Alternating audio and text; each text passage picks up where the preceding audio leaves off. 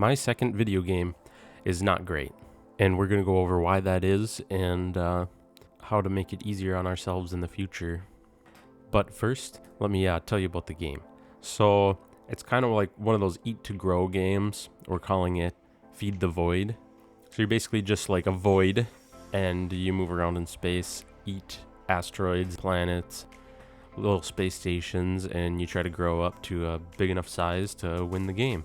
I thought that wouldn't be too hard to make, and so I figured this would be perfect for our second game. But it didn't end up being as easy as I thought it was going to be, and so we're going to get into what happened and how we can fix this in the future. We have to figure out what went wrong, and I kind of realized about halfway through that things weren't just working very well together.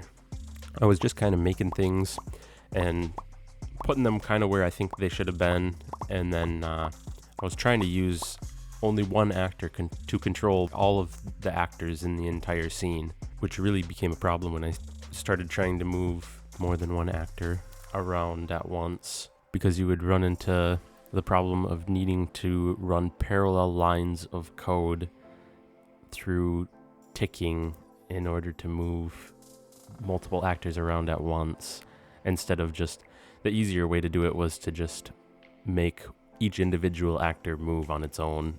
So basically I realized that my biggest problem is that I didn't plan things out well enough. I should have been thinking about how everything in the entire game is going to work together, which actors were going to be doing what, where I should be putting that code to make it the most efficient and also simpler. When things just get too complicated, in order to think about all of the stuff that you have like intertwined, all of that code, and try to put new code into it, it becomes unreasonably hard once it's just a big old mess. So from now on, we're going to be doing a GDD, game design document, for every game that is even a little bit complicated. And hopefully that solves the problem and helps us to create better and more cohesive games in the future.